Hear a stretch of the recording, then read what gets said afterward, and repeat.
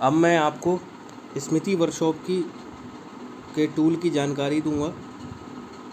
Smiti workshop के tools को 7 भागों में वर्गीकृत किया गया है। Classification of black Smiti tools: first of all measuring tools, second of all marking tools, third holding tools, cutting tools, supporting tools, finishing tools and 7 last open hearth furnace supporting tool.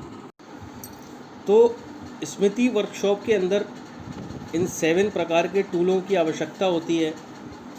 अगर इसमें से कोई भी टूल हमारे पास नहीं हो तो हमारा कार्य पूरा नहीं होगा। जैसे कि आपका मेजरिंग टूल नहीं हो तो भी कार्य पूरा नहीं होगा, मार्किंग टूल नहीं हो तो भी कार्य नहीं होगा। तो किसी स्मिति वर्कशॉप के कार्य को करने के लिए इन 7 प्रकार के टूलों की आवश्यकता होती है। तो ये टूल कौन कौन से हैं, मैं इसकी अब आपको जानकारी देता हूँ। ये हमारे आप देख रहे हैं जैसा कि ब्लैक स्मिति वर्कशॉप के इम्पोर्टेंट टूल्स हैं। First of all steel scale, second outside calliper and inside calliper, flexible steel tape, try square, wire gauge, scriber, tongs. जो टोंग्स 8 लिखा है आप देख रहे हैं, ये हमारे 8 टाइप्स की टोंगें होती हैं। 8 नंबर स्वेज ब्लॉक, फिर इसके बाद एनविल, लेगवाइज, चीज़ल 2। इसमें भी आप देख रहे हैं चीज़ल 2 लिखा है। 2 टाइप्स की हमारी चीज़ल होती है। फिर हमारी हार्डी है। इसके बाद हमारा है पंच एंड ड्रिफ्ट। फिर हमारा है 14 नंबर पे बेंच शेयरिंग मशीन, स्निप्स 4। ये भी हमारी स्निप्स 4 प्रकार की हैं। Hand hammer 3। हैंड हैमर हमारे 3 प्रकार के हैं। स्लेज हैमर हमारे 4 प्रकार के हैं। Spring hammer, fullers, swage, flatter. 22 number set hammer, 23 big iron, 24 open hearth furnace, 25 blower, shovel, फिर पोकर, रेक एंड मैलेट। ये हमारा स्टील स्केल है, ये मेजरिंग टूल है। इसके द्वारा हम जॉब पीस की लंबाई और चौड़ाई को मेज़र करते हैं। जो स्टील स्केल होता है, स्टील का बना होता है। इसकी length 150 millimetre, 300 millimetre and 6 millimetre की लेंथ होती है। और इसके द्वारा मिनिमम 0.5 मिलीमीटर मतलब 0.5 मिलीमीटर मतलब 1/64 इंच की लंबाई इसके द्वारा माप सकते हैं। जब भी हम स्मिति वर्कशॉप में वर्क करेंगे तो हम जॉब की मेज़र को स्टील स्केल द्वारा करेंगे, जिससे कि हमारी जॉब की लंबाई एवं चौड़ाई में कोई त्रुटि ना हो। इसके ये हमारा आउटसाइड कैलिपर है एंड इनसाइड कैलिपर। तो इसमें आप जो पहला डायग्राम देख रहे हैं, ये हमारा आउटसाइड कैलिपर है। इसके जो लेग्स हैं एक दूसरे के सामने हैं। इसका जो यूज़ होता है, जो हमारे जॉब पीस सिलेंड्रिकल शेप में होते हैं, उसके आउटर डाया को चेक करने के काम में आता है। इसमें एक पिन लगी होती है। ये पिन एडजस्टेबल होती है। जिस साइज़ का हमारा सिलेंड्रिकल जॉब होता है उसी साइज़ से हम एडजस्ट करते हैं। ये हमारा है सेकंड डायग्राम, इनसाइड कैलिपर। जो इनसाइड कैलिपर है, इनके जो लेग्स हैं एक दूसरे के अपोजिट हैं। तो इसका जो यूज़ होता है सिलेंड्रिकल जॉब के इनर डाया को चेक करने के काम में आता है।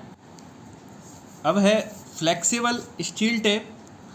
जो हमारे यहाँ फ्लेक्सिबल स्टील टेप का यूज़ होता है शीट मेटल वर्क में किया जाता है, क्योंकि शीट की जो लेंथ होती है वो बहुत अधिक होती है, तो ये शीट की लंबाई को करने के काम में आता है। ये 10 फुट तक के लंबाई में होते हैं। ये हमारा है ट्राई स्क्वायर। ये बड़ा ही इम्पोर्टेंट टूल है। ये हमारी चारों वर्कशॉप में इसका इस्तेमाल किया जाता है। इसमें एक ब्लेड होता है जैसा कि आप देख रहे हैं, एक स्टॉक होता है। ये एल आकार का होता है। तो इसका जो यूज़ होता है वो राइट एंगल चेक करने के काम में होता है, और 90 डिग्री एंगल भी इसके द्वारा चेक किया जाता है। जब हम फ्लैट जॉब पे कार करते हैं तो इस ट्राई स्क्वायर के द्वारा हम उसकी ट्रूनेस एंड फ्लैटनेस को चेक करते हैं। तो यही इसका यूज़ है। अब आगे ये हमारा वायर गेज है। इसका यूज़ हम शीट मेटल वर्क में करते हैं, तो इसके द्वारा हम शीट को मेज़र करते हैं, मतलब शीट की थिकनेस को मेज़र करा जाता है। ये स्टील का बना होता है, जैसा कि आप देख रहे हैं। इसका आकार गोल है और इसमें 37 खांचे कटे होते हैं, और ये इन खांचों पर 0 से 36 नंबर होते हैं, जिन्हें गेज नंबर कहते हैं। तो ये जो गेज होते हैं, ये जब इसके द्वारा हम शीट को मेज़र करते हैं, तो जैसे कि आप देखते हैं कि सेंटीमीटर, मिलीमीटर, इंच, फुट, ये सब इकाइयाँ हैं। वैसे ही शीट की थिकनेस को मापने के लिए हम गेज का इस्तेमाल करते हैं, तो इसलिए इसका नाम वायर गेज दिया गया है। इसकी जैसे नंबरिंग होती है 1 2 3, इसके अंदर जितनी हमारी नंबरों की संख्या बढ़ती जाती है उतनी ही शीट की थिकनेस कम होती जाती है, और जितनी नंबर की संख्या कम होती जाती है उतनी थिकनेस शीट की बढ़ती जाती है। तो ये हम जब शीट पे कार करेंगे तो शीट की थिकनेस को वायर गेज द्वारा मेज़र करेंगे। ये हमारा स्क्राइबर है, ये हमारा मार्किंग टूल्स है। इसके द्वारा हम मार्किंग करते हैं। एक पतली सी छड़ होती है, ये वो आगे से नुकीली होती है। जब हम जॉब पीस पर कार करते हैं तो हमारे जॉब की क्या लंबाई है, क्या चौड़ाई है, और कार करते वक्त हमें किस साइज़ का जॉब बनाना है, क्या साइज़ लेना है, तो ये सब हम स्क्राइबर द्वारा मार्क करते हैं।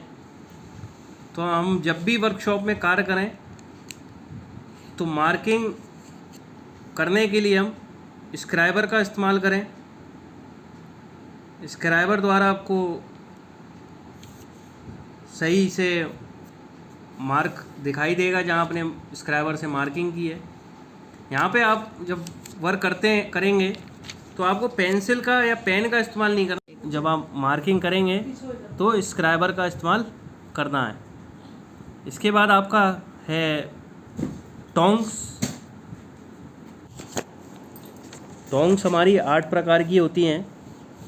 ये एक होल्डिंग डिवाइस है। टोंग्स की जो लेंथ होती है वो 40 सेंटीमीटर से 65 सेंटीमीटर तक होती है, और इसके जबड़ों की जो लेंथ होती है, जैसे जिससे पकड़ते हैं हम, 7.5 सेंटीमीटर से 14 सेंटीमीटर तक होती है। तो ये जो टोंग्स है, जब हम हॉट फोर्जिंग करते हैं, मतलब गर्म कार्य करते हैं, तो गरम पीस को होल्ड करने के लिए हम टोंग्स का इस्तेमाल करते हैं।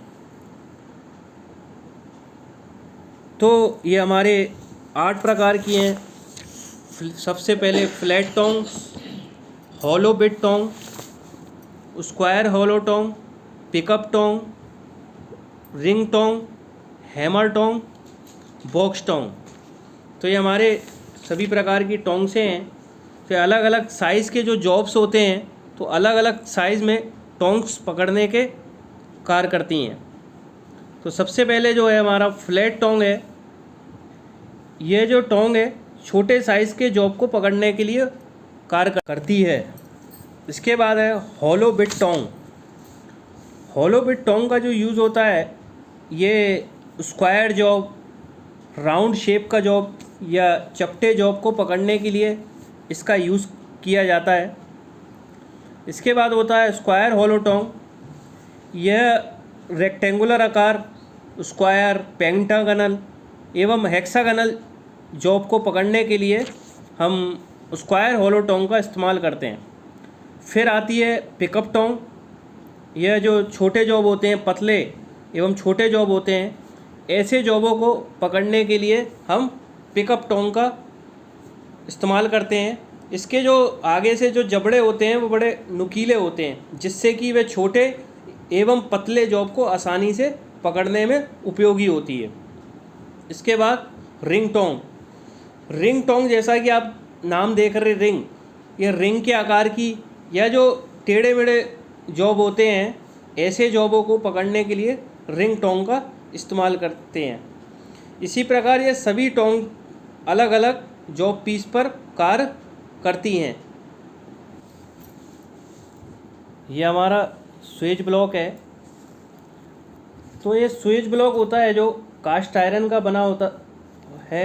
ये वर्गाकार और आयताकार दोनों आकृति का होता है। तो ये जो एनविल होती है हमारे, अभी आगे आपको एनविल के बारे में बताऊंगा। तो ये एनविल के समान फोर्जिंग प्रक्रियाओं में कार्य करता है। इसमें रेक्टेंगुलर, स्क्वायर आकृतियों के होल बने होते हैं, जैसा कि आप देख रहे हैं, और इसके ऊपर गरम पीस रखकर पंचिंग करके होल किया जाता है। और इसकी चारों जो साइडें हैं अलग अलग साइज़ की इसमें आकार बने हैं, और इन साइज़ों पर रखकर हम जॉब पीस को जिस साइज़ के रूप में हमें जॉब पीस चाहिए उसी रूप में स्ट्राइकिंग द्वारा हम ढाल लेते हैं। तो ये हमारा स्विच ब्लॉक का कार्य है। इसके बाद हमारा आता है एनविल। एनविल फोर्जिंग क्रियाओं में इस्तेमाल किया जाता है। ये एक प्रकार का सपोर्टिंग टूल है। ये रॉट आयरन का बना होता है। तो इसके आप पार्ट्स देख रहे हैं। इसके पार्ट्स हैं, आगे की ओर हॉर्न है, इसके थोड़ा सा पीछे स्टेप है, इसे चिपिंग ब्लॉक भी बोलते हैं। ऊपर फेस है, राउंड शेप है, जो होल है ये पिचल होल कहलाता है। स्क्वायर होल कहलाता है हार्डी होल। और ये पूरा हिस्सा जो है राउंडेड एज है, इसको हम बॉडी भी बोल सकते हैं। तो ये जो एनविल है ये कास्ट आयरन या लकड़ी के आधार पर टिका रहता है और इसको क्लैंप की सहायता से बांध दिया जाता है। तो एनविल पर रखकर जॉब पीस की हम कटिंग करते हैं, जॉब पीस को मोड़ते हैं और जॉब पीस को सीधा करते हैं। तो ये सब ऑपरेशन हम एनविल पे रखकर करते हैं या फिर एनविल पर ही किया जाता है। और इसमें हार्डी होल जैसा कि बताया है वर्गाकार होता है, जबकि पिचल होल सर्कुलर शेप का होता है। हार्डी होल में स्क्वायर शेंक के औजार लगाकर उनके द्वारा विभिन्न प्रकार के ऑपरेशन किए जाते हैं, जबकि पिचल होल में जॉब पीस से पंचिंग करने में और रॉड को मोड़ने आदि में यूज़ किया जाता है। और निहाई का साइज़ उसके वेट द्वारा निर्धारित किया जाता है। तो ये एनविल का हमारा यूज़ है। इसके बाद हमारा आता है लेग वाइज। ये हमारी लेग वाइज है, जैसा कि आप देख रहे हैं। ये हमारी स्मृति वर्कशॉप की होल्डिंग डिवाइस है। इस वाइज में एक लंबी लेग लगी है, जिससे इसका नाम लेग वाइज पड़ा है। ये माइल्ड स्टील की बनी होती है और इसका जो यूज़ होता है, जॉब पीस पे को इस पे बांध कर या इस पे होल्ड कर कर जॉब पीस को काटते हैं, बेंड करते हैं या जॉब पीस पर स्ट्राइकिंग करते हैं। ये सब हम लेग वाइज पे होल्ड करके करते हैं। अब हमारी ये चीज़ल एक कटिंग टूल है। लोहे को काटने के लिए हम चीज़ल का इस्तेमाल करते हैं। एक होती है कोल्ड चीज़ल, एक होती है hot chisel. Cold chisel cold job को या जो ठंडा हमारा जॉब पीस है जिसको गर्म नहीं किया गया है, उसको काटने के लिए हम कोल्ड चीज़ल का इस्तेमाल करते हैं। हॉट चीज़ल वह जिस पीस को हम गर्म करते हैं उसको काटने के लिए हम हॉट चीज़ल का इस्तेमाल करते हैं। तो कोल्ड चीज़ल जो होती है हाई कार्बन स्टील की बनी होती है और इसकी कटिंग एज 60 डिग्री होती है। ये आगे से आप देख रहे हैं टेपर्ड होती है और स्टैगिंग करने पर चीज़ल का जो ऊपरी चपटा होता है वह इसको पकड़ने के लिए इसमें लोहे का वायर और वुड मतलब लकड़ी का दस्ता लगा होता है। यह मेटल की, जैसा कि मैंने आपको बताया, ठंडी अवस्था में काटने के लिए उपयोगी होती है। इसे किसी अन्य औजार जैसे हार्डी आदि के साथ इसका यूज़ किया जाता है। इसे कोल्ड सेट भी कहते हैं। इसके बाद हॉट चीज़ल जो होती है हमारी मीडियम कार्बन स्टील की बनी होती है और इसकी कटिंग एज 30 डिग्री होती है और यह गरम मेटल को काटने के काम में आती है और इसका ऊपरी हिस्सा लकड़ी का होता है और इसको पकड़ने के लिए लोहे के तार की आवश्यकता नहीं होती है और इस पर क्रिया करते के लिए जॉब का गर्म होना बहुत आवश्यक है, इसलिए इसे हॉट सेट भी कहते हैं। तो जब हमें कोल्ड चीज़ल और हॉट चीज़ल का डिफरेंस मालूम करना हो तो हम इसकी कटिंग एज के आधार पर करते हैं। इसके बाद हमारा है हार्डी जो टूल होता है हाई कार्बन स्टील का बना होता है। हार्डी को एनविल के हार्डी होल में फंसाकर इसमें कार्य करते हैं और कोल्ड एंड हॉट मेटल को काटने के लिए आवश्यकता अनुसार एंगल बनाया जाता है।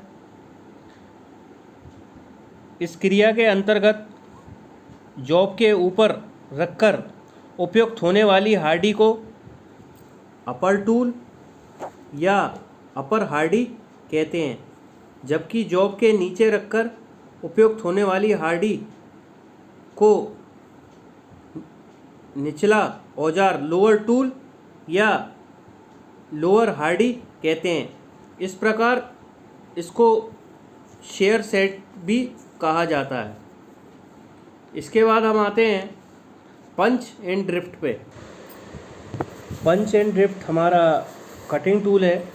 इसके द्वारा जॉब पीस पे होल किया जाता है और ये टूल स्टील का बना होता है। इसकी ऊपर की साइड सर्कुलर, स्क्वायर और हाफ सर्कुलर साइज़ की होती है।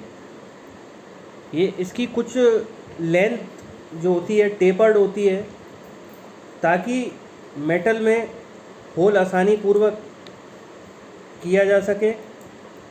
और जो ड्रिफ्ट होता है पंच की अपेक्षा अधिक टेपर्ड होता है, और पकड़ने के लिए पंच पर लोहे का तार या लकड़ी का दस्ता लगा होता है, जैसा कि आप देख रहे हैं। पंच किसी हॉट मेटल में स्टार्टिंग में होल बनाने के लिए उपयोग किया जाता है, जबकि जो ड्रिफ्ट होती है ये होल की फिनिशिंग करने के लिए इसका यूज़ किया जाता है। तो ये पंच एंड जो ड्रिफ्ट है होल करने के लिए करते हैं, जैसा अभी बता रहा हूँ मैं। और इसके अलावा हमारी एक ड्रिलिंग मशीन भी होती है जिसके द्वारा हम होल करते हैं। ये आपकी बेंच शेयरिंग मशीन है। इसको शीट मेटल वर्क में इसका इस्तेमाल किया जाता है, जो कि हमारे यहाँ होता है। तो जो हमारी मोटी शीट होती है उसको काटने के लिए हम बेंच शेयरिंग मशीन का इस्तेमाल करते हैं। तो इनको काटने के लिए स्निप के सिद्धांत पर ही बड़ा कटर बनाया गया है, और इसको शेयर कहते हैं। इसके ब्लेड पर कटिंग एज बनाने के लिए 87 डिग्री का ग्राइंड किया जाता है। इसकी जो उपयोगिता के आधार पर कई प्रकार के होते हैं: stock share, block share and bench share. Stock share तथा ब्लॉक शेयर का उपयोग बाजार में स्टॉक्स तथा स्ट्रिप्स आदि को काटने के लिए किया जाता है। बेंच शेयर को कार मेज पर नट बोल्ट की सहायता से कस दिया जाता है। बेंच शेयर का एक ब्लेड आधार के साथ फिक्स्ड रहता है, जबकि दूसरा ब्लेड एक बोल्ट के साथ जुड़ा होता है। इस ब्लेड को प्रेशर के साथ नीचे लाने में एक लंबा व भारी हैंडल लगा होता है, जैसा कि आप देख रहे हैं। और इस हैंडल को शेयर लीवर कहते हैं। इस शेयर लीवर को नीचे लाने पर ब्लेड बोल्ट नीचे आता है तथा कटाई प्रक्रिया करता है। ये हाथ द्वारा शीट को काटने के लिए स्निप्स का प्रयोग किया जाता है। तो ये हाई कार्बन स्टील की बनाई जाती है। जो कम थिकनेस की शीटें होती हैं उसको काटने के लिए हम स्निप्स का प्रयोग करते हैं, और जो शीटें मोटी होती हैं, जैसा कि मैंने आपको बताया था, और जिसकी थिकनेस अधिक होती है, उसको काटने के लिए हम बेंच शेयरिंग मशीन का इस्तेमाल करते हैं। तो स्निप्स के कटिंग ब्लेड के जो टेपर्ड होते हैं वो 80 डिग्री पर होते हैं, और इसकी जो साइज़ होता है 200 से 400 मिलीमीटर तक का होता है, और इसकी चौड़ाई 40 से 55 मिलीमीटर तक की होती है। तो ये 4 प्रकार के होते हैं: straight snip, sliding snips, universal snip. तो ये 4 प्रकार के स्निप्स होते हैं। तो जब भी हम कार्य करेंगे तो पतली शीटों को काटने के लिए हैंड स्निप, मतलब ये स्निप्स देख रहे हैं, इसका उपयोग करेंगे। जो अधिक मोटी शीट होंगी उसके लिए हम बेंच शेयरिंग मशीन का प्रयोग करेंगे। ये हमारा आप देख रहे हैं, ये हैंड हैमर है। ये इसके पार्ट्स हैं। ऊपर की तरफ आप देख रहे हैं गोल नुमा जो सिरा है, ये पिन कहलाता है। इसके इधर जो है नेक है, और दूसरी साइड आई होल है, फिर हैंडल है, फिर चिक है। हैंड हैमर जो होता है हाथ द्वारा स्ट्राइकिंग करने के काम में आता है। तो ये जो हैंड हैमर होते हैं 3 टाइप्स के होते हैं: ball peen hammer, straight peen hammer, cross peen hammer. तो जो बॉल पेन हैमर होता है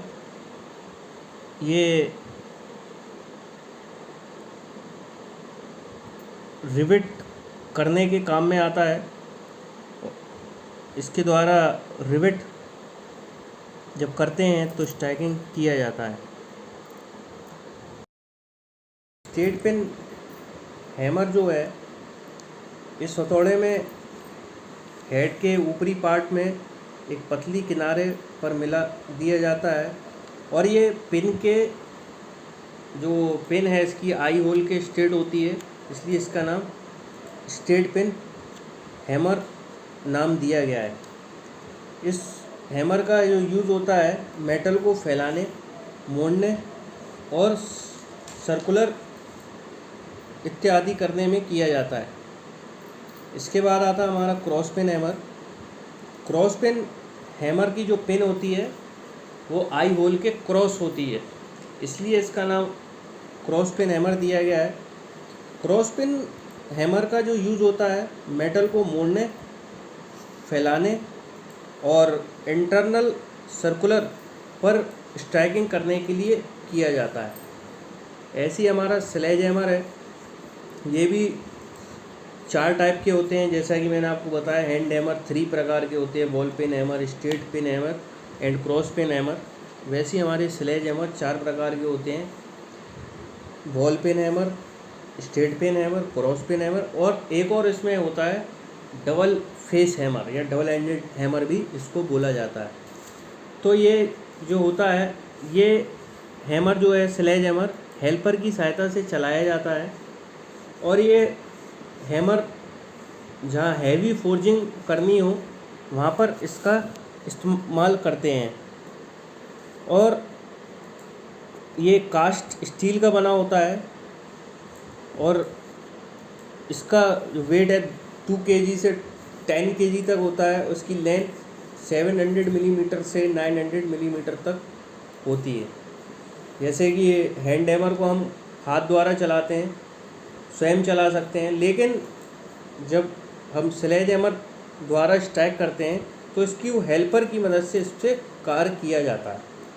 इसके बाद हमारा आता है power spring hammer. Power spring जो हैमर है हैवी फोर्जिंग के लिए इस्तेमाल होता है। जहाँ हैंड फोर्जिंग द्वारा हम वर्क नहीं कर सकते वहाँ पे स्प्रिंग पावर हैमर का इस्तेमाल करते हैं और जहाँ लार्ज स्केल पे वर्क करना हो वहाँ पे हम पावर स्प्रिंग हैमर का भी इस्तेमाल करते हैं। ये जो इसका जो प्रेशर होता है जब ये इसके द्वारा स्टैकिंग करते हैं तो 1000 टन से लेकर 2000 टन तक इसका प्रेशर होता है और इसके द्वारा जब लार्ज अधिक जॉब बनाने हो पीस तब हम इसके द्वारा स्ट्राइक करते हैं। तो ये सब हमारे आपके स्ट्राइकिंग टूल हैं। इसके बाद हमारा आता है नेक्स्ट फुलर्स। जो हमारा है ये हमारा एक फिनिशिंग टूल्स है। ये हाई कार्बन स्टील का बना होता है। इसमें 2 पेयर होते हैं, एक अपर पेयर होता है, एक लोअर पेयर होता है और ये विभिन्न आकारों में मिलते हैं। इनका आकार फुलर की किनारे की चौड़ाई द्वारा व्यक्त किया जाता है। जैसे 2 सेंटीमीटर फुलर का अर्थ है कि इसकी किनोर साइड्स 2 सेंटीमीटर चौड़ी हाफ सर्कुलर होगी और इसका जो यूज़ होता है हॉट मेटल को फैलाने के लिए, लेंथ बढ़ाने के लिए और खांचा बनाने के लिए किया जाता है। और इसकी जो वर्क लेयर होती है या वर्क कार्यकारी सतह होती है ये हार्डेंड एंड पॉलिश्ड होती है। इसके बाद हमारा स्वेज है। ये भी फुलर्स की तरह फिनिशिंग टूल है। इसमें भी 2 पेयर होते हैं, एक आप ड्राइंग में देख रहे हैं, एक टॉप स्वेज है। सेकंड पार्ट जो है निचला हिस्सा जो है बॉटम स्वेज कहलाता है। ये विभिन्न साइज़ में मिलते हैं। इसकी जो अपर स्वेज है हार्डी में फिट किया जाता है, जबकि जो टॉप स्विच है दस्ते से पकड़कर, हैंडल से पकड़कर प्रहार मतलब स्ट्राइक किया जाता है। स्वेज विभिन्न कांटों में प्रयुक्त होते हैं, जैसे पेंटागनल, हेक्सागनल, स्क्वायर, रेक्टेंगुलर आदि साइज़ इसमें होते हैं। वे अलग अलग साइज़ के होते हैं और जिस प्रकार का हमारा स्वेज होता है उसी प्रकार का साइज़ हमारा डेवलप होता है। जिस प्रकार का हमारा स्वेज होगा उस पर जब हम स्ट्राइक करेंगे स्वेज पर, तो उसी साइज़ का मटेरियल डेवलप हो जाएगा और वो आपको आकार प्रदान हो जाएगा। इसके बाद हमारा नेक्स्ट आता है फ्लैटर, जिसको हम स्मूथर भी बोलते हैं। फ्लैटर हमारा हाई कार्बन स्टील का बना होता है और जब हम मटेरियल पे स्ट्राइक करते हैं तो मेटल पे निशान बन जाते हैं। उस निशान को ख़त्म करने के लिए हम फ्लैटर द्वारा स्ट्राइक करते हैं, जिससे कि हमारे मटेरियल पर फिनिशिंग आ जाए और जो जॉब बना रहे हैं वो फिनिशिंग के साथ बने। और इसको पकड़ने के लिए आप देख रहे हैं एक लकड़ी का दस्ता होता है। इनका आकार नीचे से 75 मिलीमीटर वर्गाकार आकार में होता है। सेट हैमर है, ये टूल स्टील का बना होता है। ये विशेषकर वहाँ यूज़ किया जाता है जहाँ मटेरियल पे फ्लैट करने के लिए कठिन हो, जैसे संकरे स्थानों व साइड्स को समतल करने में इसका प्रयोग किया जाता है, या साइड्स को 90 डिग्री बनाने में भी इसका यूज़ किया जाता है। आप देख रहे हैं इसकी जो सतह राउंड एवं चपटी होती है। ये हमारा बिग आयरन है, ये अभी हमारा एक सपोर्टिंग टूल है। ये टूल स्टील का बना होता है। यह एनविल के समान आकार का होता है, जैसा कि आप देख रहे हैं, बट आकार में इसका साइज़ छोटा होता है और वह छोटी वस्तुएं या मटेरियल के फोर्जिंग के काम में आता है। इसको स्मॉल एनविल भी कहा जाता है और इसका एक साइड चपटी व टेपर्ड होती है जिसे टेल कहते हैं, तथा दूसरी साइड जो होती है हॉर्न के आकार की होती है। और ये इसका जो यूज़ है जंजीर की कड़ियाँ, छोटी स्मॉल रिंग्स आदि के फोर्जिंग में यूज़ किया जाता है।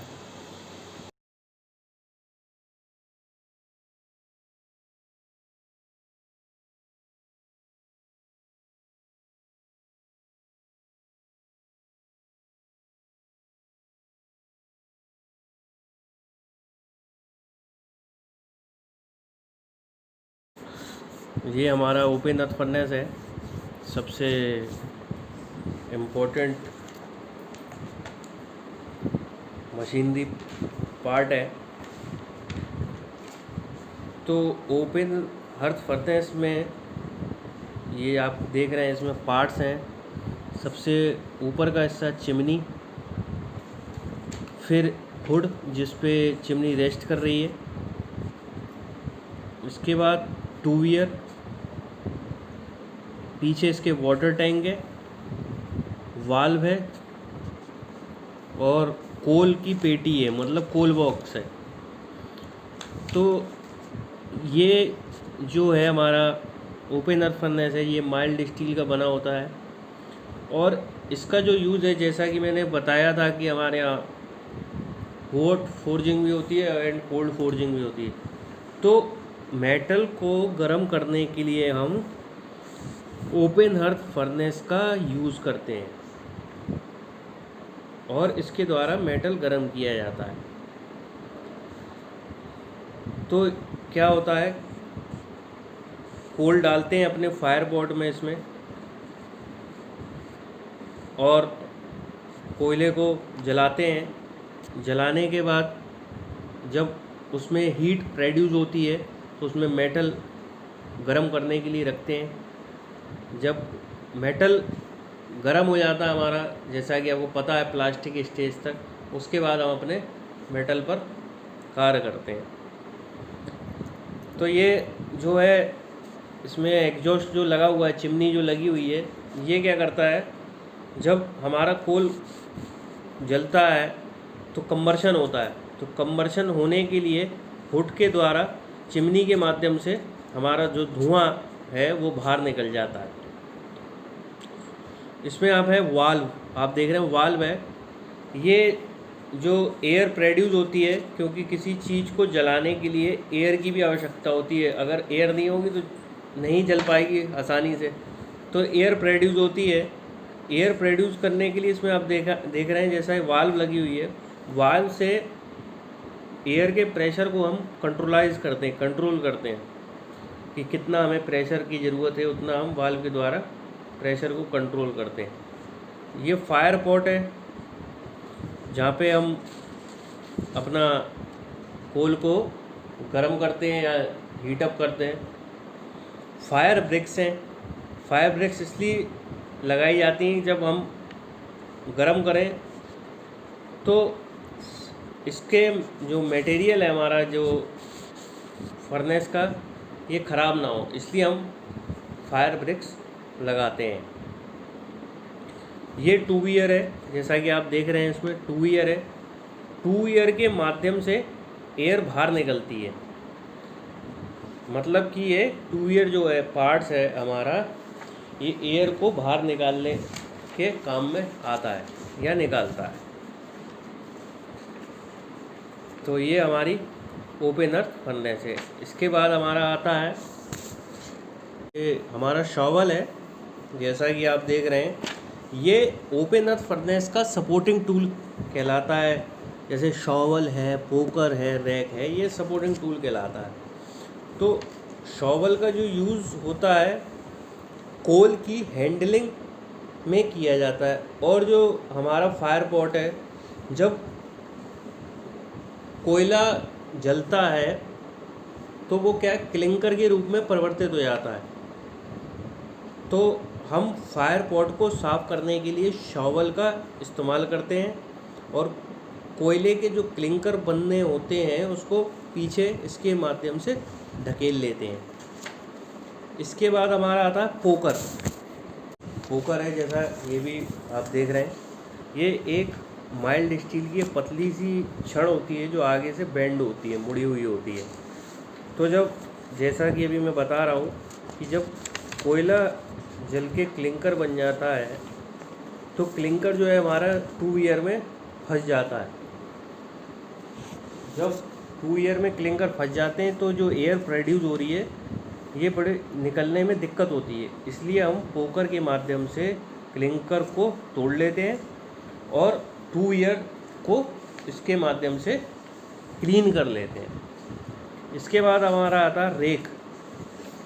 ये हमारी रेक है, जब हमारा कोयला जल जाता है तो रेक के माध्यम से जले हुए कोयले को इसके द्वारा पीछे ढकेल लेते हैं और नए कोयले को फायर पॉट में डालकर इससे ट्यूबियर की ओर आगे कर देते हैं। इसके बाद हमारा आता है ब्लोअर। ये हमारा ब्लोअर है, इसके अंदर की ओर फैन लगा होता है जो कि 3000 आरपीएम पे रोटेट करता है। तो इसका जो यूज़ होता है ये ओपन अर्थ फर्नेस से कनेक्ट होता है और इसी के द्वारा एयर प्रोड्यूस की जाती है। तो जब इसका फैन रोटेट करता है तो ओपन अर्थ फर्नेस में एयर प्रोड्यूस होती है। इसके बाद हमारा लास्ट आता है मैलेट।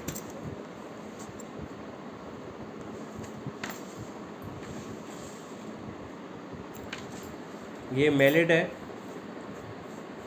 ये हमारे कारपेंट्री में भी इस्तेमाल किया जाता है और इसके अलावा मेरी स्मृति वर्कशॉप में भी इसका इस्तेमाल किया जाता है। तो अब मेरे यहाँ इस्तेमाल क्या है इसका, इस मैलेट द्वारा शीट मेटल वर्क में या शीट में स्ट्राइकिंग करने के लिए हम मैलेट का इस्तेमाल करते हैं। जब भी आप शीट पे कार्य करेंगे तो आपको हैमर का इस्तेमाल ना करके मैलेट का इस्तेमाल करना है।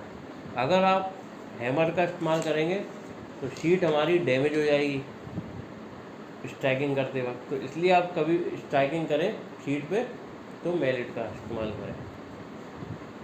तो ये आपके 29 टूल्स हैं, जैसा कि आपको अब मैं बता चुका हूँ। ये आपको कॉपी पे करने हैं पूरे, और टाइमली मुझे कॉपी जमा करनी है। अगर आप मुझे टाइमली कॉपी जमा नहीं करेंगे तो आपके मार्क्स कटेंगे। तो आपको मैं एक टाइम बताऊंगा पर्टिकुलर, अभी मैंने डिसाइड नहीं किया है। जब मैं आपको पर्टिकुलर टाइम डिसाइड कर लूँगा, आपको बता दूंगा, मैसेज कर दूंगा, तो आपको मुझे कॉपी जमा करनी होगी। और सबसे पहले हमारा लेआउट आएगा, लेआउट के बाद हमारा सेफ्टी प्रिकॉशन आएंगे, वो आपको मैं PDF भेज दूंगा। और इसके बाद हमारे जो टूल्स मैंने जैसे आपको बताया उसी प्रकार आपको लिखने होंगे। मेजरिंग टूल के अंतर्गत कितने आते हैं, मार्किंग टूल के अंतर्गत, स्ट्राइकिंग टूल के अंतर्गत कितने, तो ये सब आपको इसके आधार पे आपको लिखने होंगे। Okay, thank you.